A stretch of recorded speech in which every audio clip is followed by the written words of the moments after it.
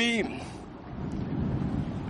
au large des côtes du Var, à bord du bâtiment qui porte le nom du chef de la France libre, Charles de Gaulle, pour nous souvenir ensemble que le deuxième acte de la libération de la France s'est joué ici même, sur ces côtes, il y a 70 ans.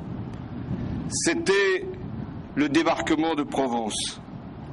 Et celui-là, comme celui de Normandie, avait mobilisé le monde entier. Mais ce débarquement, lui, venait du Sud. Il y avait les États-Unis d'Amérique qui assuraient le commandement général de l'opération, avec les soldats du Canada, du Royaume-Uni, de la Pologne. Mais la moitié des 250 000 hommes engagés dans cette opération portaient l'uniforme de l'armée du général Delattre de Tassigny.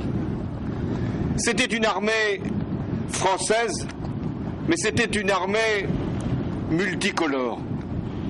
Elle rassemblait les Français qui avaient rejoint le général de Gaulle après l'appel du 18 juin. Elle rassemblait ceux qui avaient rallié le gouvernement provisoire d'Alger. Il y avait ceux qui s'étaient évadés de la métropole, souvent par l'Espagne. Il y avait ceux qui avaient pris des embarcations de fortune pour rejoindre cette future armée de libération du pays.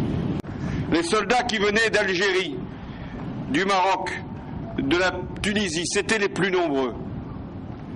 Il y avait les Africains qui venaient de ces territoires qui s'appellent aujourd'hui le Bénin, le Burkina Faso, le Cameroun, les Comores, le Congo, la Côte d'Ivoire, Djibouti, le Gabon, la Guinée, Madagascar, le Mali, la Mauritanie, le Niger, la République centrafricaine, le Sénégal, le Tchad et le Togo. Voilà ce qu'était cette armée, une armée de toute l'Afrique. À vous, chefs d'État et de gouvernement invités ici, parce que vous représentez les nations dont sont issus les soldats qui ont combattu sur ces côtes. Je vous affirme à nouveau la gratitude de la France. Je sais que parfois ces combattants glorieux n'étaient pas tous volontaires. Eh bien, notre dette à leur égard n'en est que plus grande. Ces hommes étaient déjà auréolés de gloire quand ils sont venus sur ces côtes.